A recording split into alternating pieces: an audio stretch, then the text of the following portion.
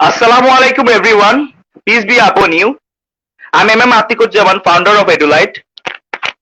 Assalamu alaikum everyone. Peace be upon you. I'm Rakin Rabbanira, founder of EduLite. IELTS exam, an exam which bring terror in our heart. Some even become faint. But still some of us dreams to go to Europe and develop themselves through education and training. So to talk with all these points regarding IELTS and future in Europe, we are very delighted to have Thérèse Stevens with us. She is from Ireland and she's an IELTS specialist and teaches a lot of IELTS students.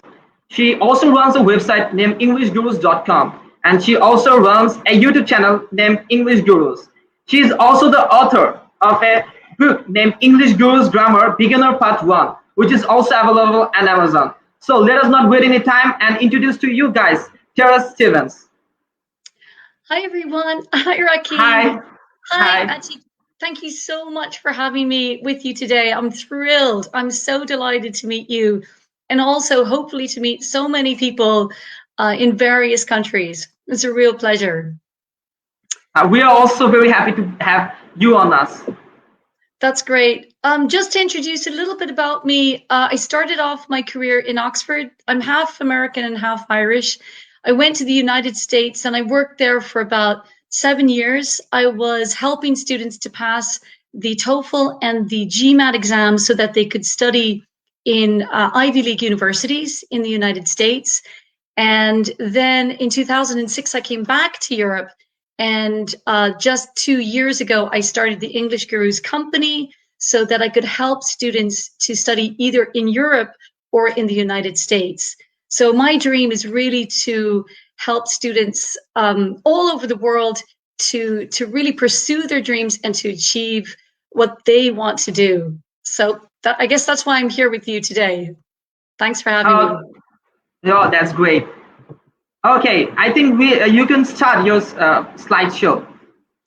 Sure, great. I'm just going to open the slideshow on my side, and maybe you can see it also on your screen, I hope. Yeah, we can see. Okay, perfect. So today we're speaking about IELTS and future prospects in Europe, how you can study, in Europe. Today I'll be speaking a bit more specifically about the UK and the Republic of Ireland, which is where I'm based at the moment. But of course, a lot of this information will pertain also to other countries in Europe, like Germany, France, maybe Scandinavia and other countries, depending on where you want to go.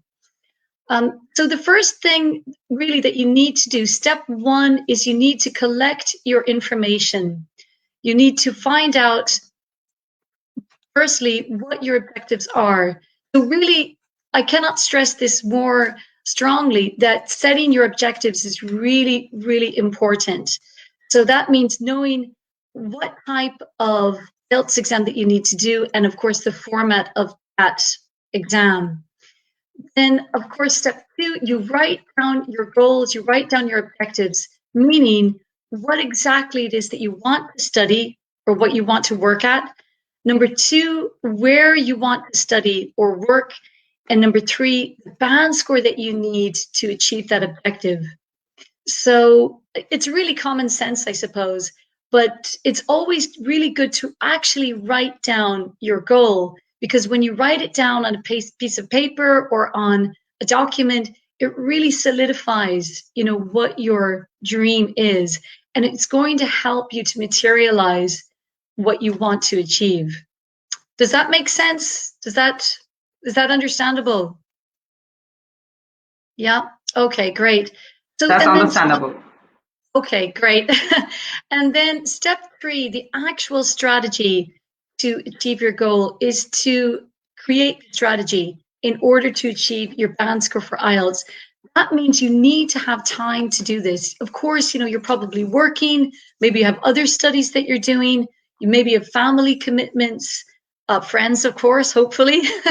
So you really kind of need to set aside time to dedicate to achieving your goal.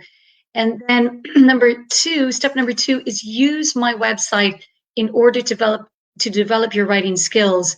So I offer essay correction, I'll soon be implementing an IELTS preparation course that will help so many students. And yeah, so, and there are also a lot of free stuff on my website too that you can use. And then number 3, getting your resources together. So you need the best books, you need the best websites. There's so much free stuff online. This can really, really help you. Sorry, Ricky, did you have any questions about that or any? No, Yeah. until now, no questions. We are understanding everything. That's fine. Okay, great. And I'm sure students might have questions about what types of books or, yeah, they'll probably have lots of questions about that. So the question is, I know a lot of students probably want to know what band score actually need, right? And so that's why, fact is, it really depends on the country and the university and what you want to do. So a lot of students have already researched this and they know that most undergraduate degrees and diploma courses require band score of 6.5. But if you're planning to do medical, then medical and dental courses require band score 7. So that's something interesting that, you know, medical is always kind of higher than other courses. So it really depends on the individual university you're studying at. But, you know, if your band score is a lot lower than 6.5, don't worry, because there are so many options. In order to study in the UK, you can do a foundation course at band score 4.5. That's 4.0 in all skills. For bachelor's, it kind of bumps up to 6.5. Pre-master's 5.0, and then a master's degree 6.5 and above. But again, like if your band score level is lower, there are so many options. You can do pre-sessional English courses to help you to bring up your band score level while you're in the UK. Or you can also do a diploma course that doesn't require a band score 6. So yeah, so this is really specific to the UK, not other countries that I'm talking about. Atik or Rakin, do you have any questions or concerns about that? Yeah, actually, it's from my side. That how can we motivate ourselves to score at least IELTS 6.5 or 7, which you have already shown that that's very required for the master's degree. Right. Yeah. So your question is, how can you achieve 6.5? Yeah, 6.5 or 7. Yeah. Yeah. Well, that's a really, really big question. And I think, yeah. And I think that's really why I created the English Gurus site, so that I could help students to actually reach it. So really, most people find that writing is really what is the big challenge. That's what really kind of brings them down. So the first thing is to focus on your writing skills and, you know, have somebody to assess your writing level and have somebody give you very specific feedback on what mistakes you're making. Usually, the main reason that people don't do well in writing is simply because of the grammar.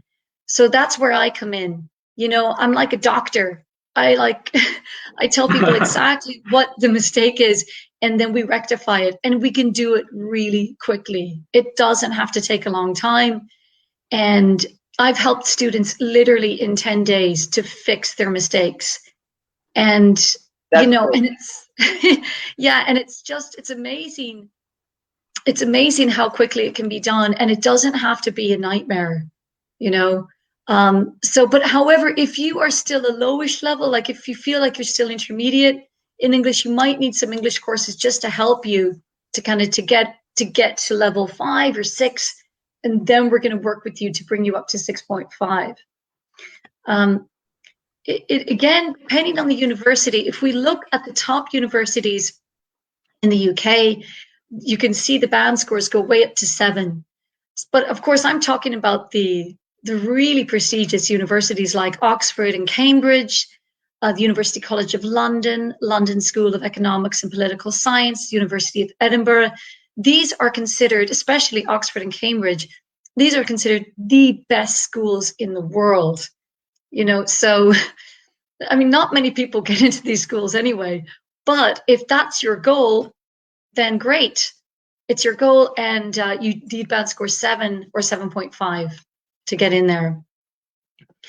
Atik and Rakeen, do you know, are in your region, do people know about the country of Ireland, or? Yeah, of Yes, course, yes, everyone they has heard know. the name of Ireland. Yes. Yeah, right. But I wasn't sure because it's a very small country, but we are based just to the west of the UK, and English is our native language. It's a much smaller country, but we're very welcoming. People here are really friendly, and I would say that it's very different because we have a really small population, but we're very open to welcoming people from everywhere around the world. Uh, Now, IELTS, it's not the only exam that you need in order to study here or even in the UK. There are so many other exams. You have the TOEFL exam, you have the ETAPP, which is the English test for academic and professional purposes, the Pearson exam, the first certificate, Cambridge Advanced Cambridge Proficiency, and the BEC. So just to let people know that IELTS, it's not the only option. There are so many other English exams that people do in order to come and study in Ireland, the UK, or the rest of Europe. So, yeah. So that's Ireland. Is it necessary to sit the IELTS exam? No, it's not. That's the short answer. But the reason that we promote the IELTS exam is because it is recognized by so many countries and institutions. I think there are over 10,000 organizations in 140 countries. So if you have a good score in IELTS, it just gives you more opportunity because it is more recognized. And yeah, so any questions about that, Atik or Rakeen? Or No, not now. We are okay. fine. We are just understanding everything. Okay, yeah, and just to let you know, the United States, because I know a lot of people would like to study in America, and in the US, IELTS is absolutely recognized by so many universities, but generally, when I was working in the US, really we worked on TOEFL. So the TOEFL exam is usually the exam people do to study in America, in United States. In Canada, it's the IELTS is usually the recognized exam. So again, depends on the country that you want to work in or that you want to study in. Now, a lot of students have asked me, do they need to do the IELTS exam for the UK? And is there any way around it? Or is there any way to avoid IELTS? And yes, it is possible to avoid the IELTS exam. So if you are from India and you've attended in a medium school or a medium university, and if your level is very high in English already because of your education in India, this may pertain to Bangladesh as well, then many universities will accept you without the IELTS exam. But what basically happens is you're invited to an interview and you sit this interview and your level of proficiency is tested. But it really depends on the university as well. Not all universities do it. So it's only a select group of universities that does it, and they do an internal test of your English level. And that's not connected to IELTS at all. It's actually completely separate. That so, and the other tests that are accepted in the UK are TOEFL, ISE, PTE, Cambridge Proficiency, and also the Duolingo English test. So even though I should really be talking about IELTS today, I just wanted to let everybody know there are other options out there.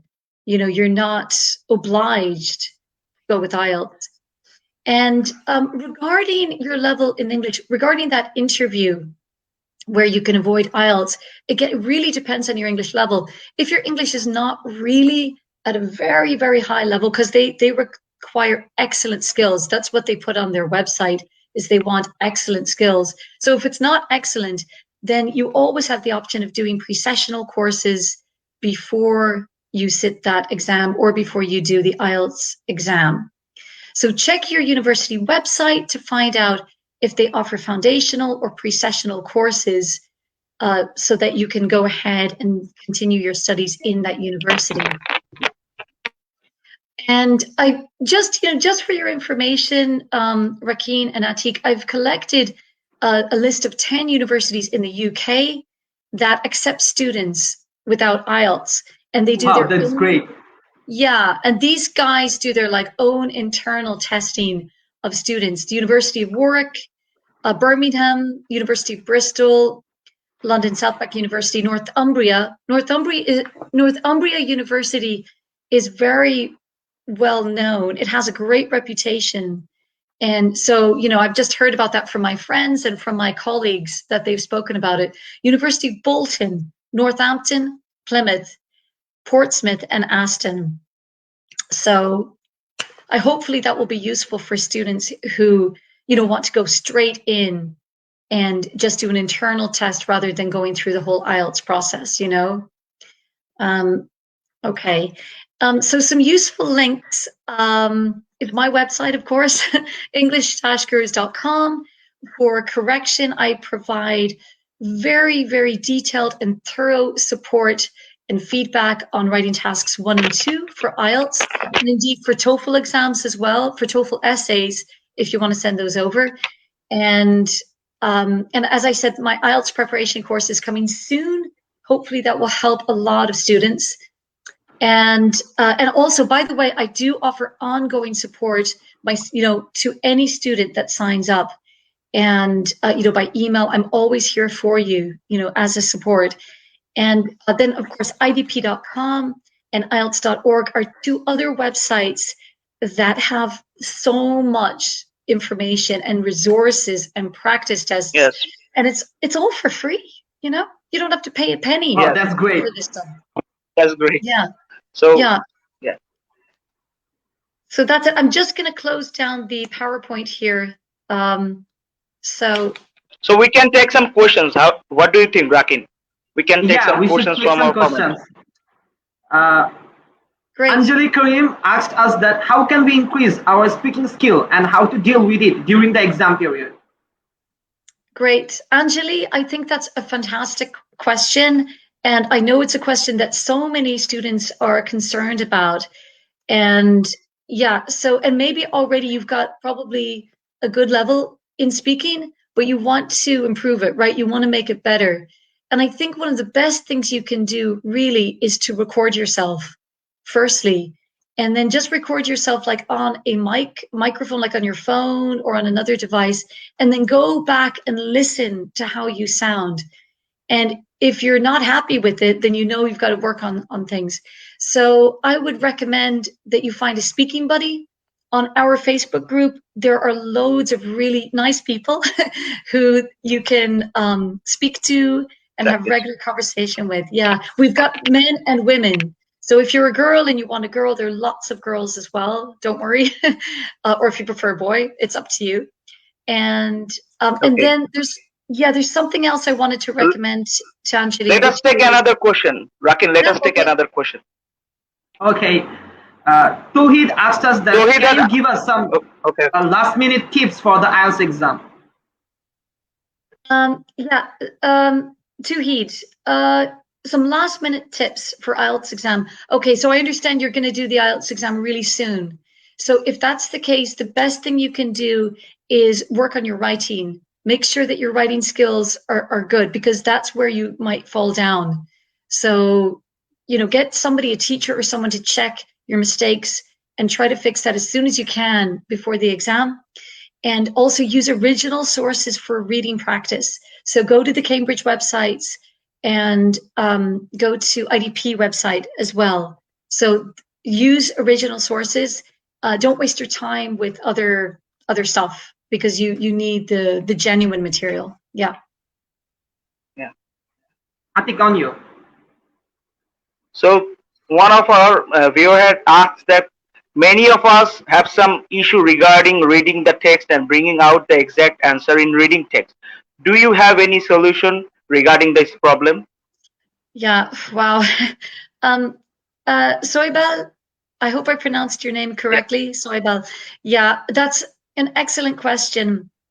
And it's a problem for so many people, including myself. I have to admit, when I do a reading text, I'm like often thrown and so technical. So best thing that you can do is to use the techniques that I talk about in my reading videos, which is to really use the scan technique and skim. So when you read the question first, always go to the questions first, examine what the question is, highlight the keywords, go back to the reading text, highlight the same keywords or their synonyms in the reading, and then apply careful reading. Careful reading is where you concentrate really hard and you try to find the answer. So, but I go into a lot more detail on that in my IELTS reading videos. So please watch them, and I hope that they will help you to get the answers. Okay, we are taking another question. That is, Shahadat Hussain asks us that the biggest challenge for us in the written exam is to maintain the correct English grammar. How can we overcome these sorts of issues? Great. So I think that your first name is Hussein or Shahadat? I think he is Shahadat. Shahadat. Yeah. Thank you, Shahadat, for that really, really, really important question. In the text box here, I'm just going to write the most important grammatical problems. So that's definite article, the, and subject verb agreement, and also countable and uncountable nouns. I know the words that I'm using are very technical. You know, I'm a grammar person, so these are the words I use. Grammar is always hard. Yeah, it's hard for everyone, every nationality. Yeah, but in my experience, especially for people from India and Bangladesh and Pakistan as well, those are the 3 points that bring down your level. Try to work on those 3 points.